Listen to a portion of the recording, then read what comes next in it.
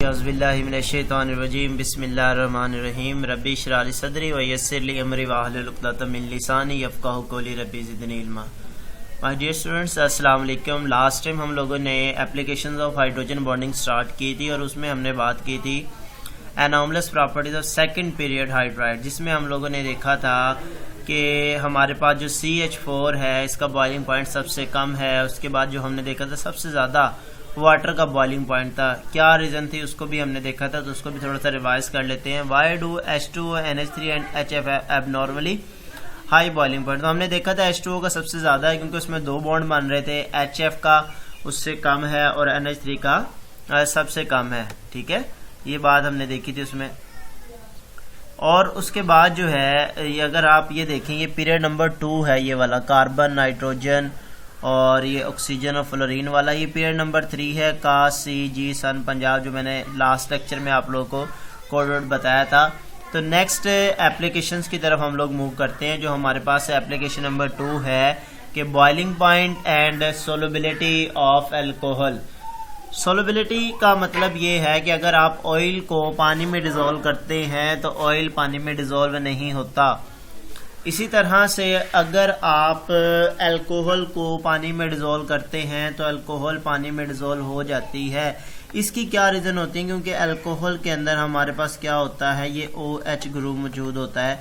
OH group के अंदर क्या है, हाइड्रोजन बॉन्डिंग है। दो चीज़ें तब आपस में डिसॉल्व होंगी अगर दोनों के अंदर क्या होगा, हाइड्रोजन बॉन्डिंग होगी।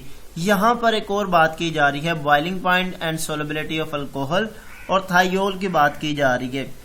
अगर OH की बजाय SH ग्रुप लगा हो तो उसे हम थायोल कहते हैं। ठीक है, the boiling points of alcohols are higher than the thiols. अब बड़ी आसान सी इसमें है बेटा कि देखें अगर इन दोनों में क्या फ़र्क है। हाइड्रोजन इधर भी है और हाइड्रोजन इधर भी है, बताएं हाइड्रोजन बॉन्डिंग किस में होगी?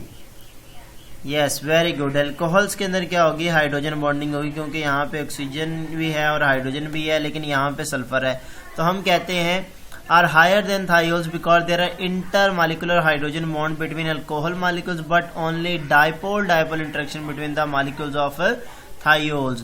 यहाँ पे क्या है, डाइपोल-डाइपोल इंटरेक्शन का मतलब ये है कि हम कहेंगे कि यहाँ पे सल्फर के ऊपर क्या आ जाएगा, पार्शियल नेगेटिव आ जाएगा, हाइड्रोजन के ऊपर पार्शियल पॉजिटिव आ जाएगा। तो उस सेंस में हम कहते हैं कि यहाँ पे डाइपोल इंटरेक्शन हमारे पास है।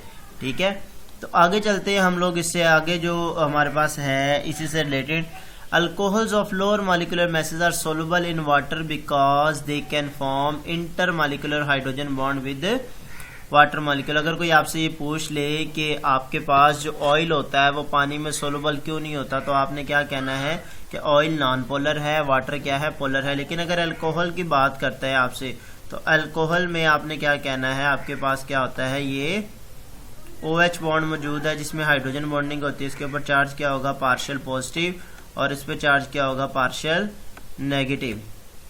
इस दोनों की अट्रैक्शन की वजह से ये अल्कोहल के बॉइलिंग पॉइंट ज्यादा होते हैं हाइड्रोकार्बन से, क्योंकि हाइड्रोकार्बन में क्या होता है, CH बॉन्ड होता है जो कि हाइड्रोजन बॉन्डिंग को शो नहीं करता। तो इनके बॉइलिंग पॉइंट्स कम होते हैं। ठीक है, अगर मेथनॉल CH3OH और मीथेन की अगर आप बात करें तो दोनों में से बताएं, ये मीथेन है जो घरों में हमारे पास गैस आती है, और दूसरी तरफ हमारे पास क्या है, CH3OH। अब बताएं दोनों में से हाइड्रोजन बॉन्डिंग किसके अंदर होगी? डेफिनेटली हाइड्रोजन बॉन्ड वहीं पे होगा जहां पे नाइट्रोजन होगा, ऑक्सीजन होगा और फ्लोरीन। इसका मतलब है मीथेन का बॉइलिंग पॉइंट कम होगा एज कंपेयर टू मेथनॉल, क्योंकि मेथनॉल में क्या है, हमारे पास हाइड्रोजन बॉन्डिंग मौजूद है। Got it? अगर ये भी क्वेश्चन आ जाए तो आपको इसका भी आंसर आना चाहिए। चले ठीक है, नेक्स्ट हम चलते हैं आगे। नेक्स्ट जो है हमारे पास hydrogen bonding in physical phenomena. अगर हम कार्बोक्सिलिक एसिड्स की बात करें वो भी वाटर में क्या होते हैं, डिसॉल्व होते हैं। और इसके अलावा जो कार्बोक्सिलिक एसिड्स होते हैं उनका फार्मूला क्या है, ये आपके पास एक जनरल फार्मूला जो बेटा उसका होता है, ये होता है RC डबल बॉन्ड, यहाँ पे आपके पास O आ जाएगा और यहाँ पे OH ग्रुप मौजूद होता है। जी बताएं इसमें भी हाइड्रोजन बॉन्डिंग है या नहीं है? Yes, very good. यहाँ पे भी ऑक्सीजन और हाइड्रोजन का बॉन्ड मौजूद है। तो कार्बोक्सिलिक एसिड्स भी वाटर में इस तरह सोलबल होंगे। देखें जरा, dimerisation of carboxylic acid. Dimer कहते हैं जब दो मॉलिक्यूल आपस में कनेक्ट हो जाते हैं।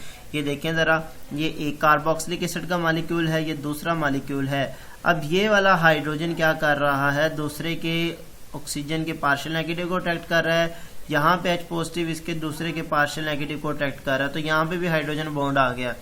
It happens when carboxylic acid are dissolved in non polar solvents और इन वेपर स्टेट।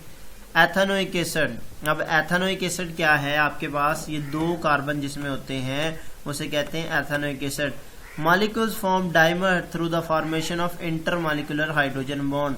और ये डाइमर की वजह से कार्बोक्सिलिक एसिड्स के बॉइलिंग पॉइंट्स क्या हो जाते हैं, ज्यादा हो जाते हैं। ठीक है, ये भी आपने याद रखना है। डाइमर का मतलब होता है बेटा दो मॉलिक्यूल अगर आपस में कनेक्ट हो जाते हैं। आगे, hydrogen bonding in ice and water. अब आपको पता है बड़ा फेमस क्वेश्चन आता है, why ice floats on the surface of water. Reason क्या है, जब भी अगर आप बर्फ जमाने के लिए रखते हैं ना फ्रिज में, तो ऐसा लेवल होता है पानी का, लेकिन जब आप उसको निकालते हैं, आपका जो बर्फ वाला कोला होता है, तो वो ऐसे हो गया होता है, ऐसे थोड़ा सा ऊपर की तरफ। ठीक है, कुब सा बन जाता है। इसकी क्या रीजन होती है, जब भी बर्फ जमती है तो 9% वॉल्यूम ज्यादा हो जाता है। अब ये क्या बात हुई, डेंसिटी का फार्मूला बेटा क्या होता है, D is equal to m/v। जब 9% वॉल्यूम ज्यादा होता है, वॉल्यूम ज्यादा होने से ये ऊपर की तरफ कुब निकल आता है। अब यहाँ पे डेंसिटी और वॉल्यूम का रिलेशन क्या है बेटा, इनवर्स है। अगर वॉल्यूम बढ़ रहा है तो डेंसिटी क्या होगी, कम होगी। अब बर्फ की डेंसिटी अगर कम होगी तो डेफिनेटली वो क्या करता है, ऊपर आ जाता है। अब इस चीज को समझे जरा। Intermolecular hydrogen bond exist in both water and ice. In water, molecules are in constant motion. Intermolecular hydrogen bonds are formed and broken continuously. The arrangement of molecule is random. जो वाटर की बात कर रहा है उसमें कोई एक specific arrangement नहीं होती, लेकिन जैसे ही आप किधर मूव करते हैं, आइस के स्ट्रक्चर में जाते हैं, in ice the molecular motion is restricted. आपको पता है सॉलिड फॉर्म में चला गया है। The molecules are arrange in way to form the maximum number of hydrogen bond. वो कैसे बनते हैं ये जरा देखिए, यहाँ पे मैं आपको ये चीज शो करवाता हूँ, ये बॉन्ड कैसे बन जाते हैं। यहाँ पे ये आपके पास वाटर का स्ट्रक्चर है, ठीक है, हाइड्रोजन के ऊपर पार्शियल पॉजिटिव, ऑक्सीजन के ऊपर पार्शियल नेगेटिव। अब यहाँ पे इसके पास टोटल कितने इलेक्ट्रॉन्स हैं, 4 इलेक्ट्रॉन्स हैं। तो मजीद यहाँ से 4 बॉन्ड्स और बन सकते हैं हाइड्रोजन के, एक मॉलिक्यूल जो है। अब आप ये देखिए यहाँ पे फिर OH आ जाएगा। ठीक है, ये डॉटेड लाइन से हम इसको शो करेंगे, ये वाला जो है इसको डॉटेड लाइन से शो करेंगे क्योंकि हाइड्रोजन बॉन्ड है, यहाँ पे इंट्रैक्शन है दूसरे के साथ, ये H है। इसी तरह से यहाँ पे भी क्या आएगा, OH आ जाएगा, इसको भी डॉटेड लाइन से हम लोग शो करेंगे। अब होगा क्या, ये देखें जरा, यहाँ पे एम्प्टी स्पेसेस आ गई, ये एम्प्टी स्पेसेस आ गई, ये एम्प्टी स्पेसेस आ गई।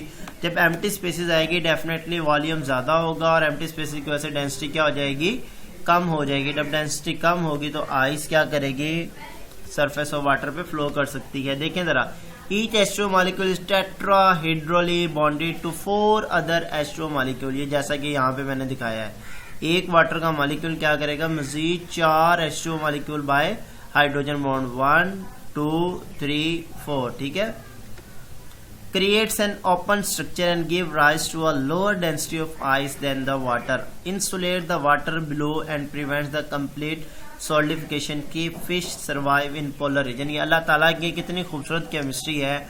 अगर सर्दियों में बर्फ जमती और वो सारे के सारे नीचे चली जाती तो मेराइन एनिमल्स ने वैसे ही मर जाना था। तो अल्लाह ताला ने उस चीज को मेंटेन रखने के लिए क्या किया, 9% वॉल्यूम जब बर्फ का ज्यादा होता है, डेंसिटी कम हो जाती है, तो उससे क्या होता है, बर्फ पानी के ऊपर आ जाती है। Got it. Why ice floats on the surface of water, how marines animals save in polar region. तो वो वहां पे कैसे सेव रहते हैं, उसकी रीजन आप लोगों ने लिखनी है। Due to hydrogen bonding the volume increases 9% and density decreases. आगे चलते हैं, importance of hydrogen bonding in biochemistry. बेटा बायोकेमिस्ट्री में इसकी क्या इंपॉर्टेंस है जरा देखें। ये आपके पास एक स्ट्रक्चर है अमाइनो एसिड का और यहाँ पे आप लोग ये देख सकते हैं, यहाँ पे हाइड्रोजन बॉन्डिंग एग्जिस्ट कर रही है। इसे बेटा अल्काइल ग्रुप कहते हैं। FSC पार्ट 2 में आप लोगों को इसकी डिटेल में बताएंगे। हाइड्रोजन एटम और एन अल्काइल ग्रुप, NH2 किसे कहते हैं, एमाइन ग्रुप को कहते हैं। COOH क्या होता है, कार्बोक्सिलिक एसिड ग्रुप होता है। अब इसके स्ट्रक्चर में भी हाइड्रोजन बॉन्डिंग पाई जा रही है। आपको पता है जब भी प्रोटीन बनते हैं वो अमाइनो एसिड से मिलकर बनते हैं, कौन सा बॉन्ड होता है उसमें, शाबाश, पेप्टाइड लिंकेज हमारे पास उसमें मौजूद होता है। ठीक है, ये जरा देखें, एक अमाइनो एसिड ये दूसरा अमाइनो एसिड, ये दोनों आपस में क्या करेंगे, यहाँ से OH एक चला जाता है और यहाँ से H जाता है, वाटर रिलीज हो जाता है। बाकी जो होता है यहाँ पे N और ये वाला जो हमारे पास कार्बन है इसके दरमियान बॉन्ड बन जाता है। तो हम यहाँ पे ये कहेंगे कि पेप्टाइड बॉन्ड जो है, जो बना है, इससे मजीद फॉर्मेशन होती है प्रोटीन्स की। जरा देखें, the primary structure of protein is a polypeptide which is a polymer of amino acid. Polymer कहते हैं, ये एक अमाइनो एसिड था, दूसरा एक और अमाइनो एसिड आपस में मिला, तो पॉलीमर का मतलब है छोटे छोटे यूनिट मिलके बड़े यूनिट बना रहे हैं। डाईपेप्टाइड इसका मतलब है दो यहाँ पे हमारे पास अमाइनो एसिड के स्ट्रक्चर है। Polypeptide chains form A helical structure between NH and CO groups creates the secondary structure of protein.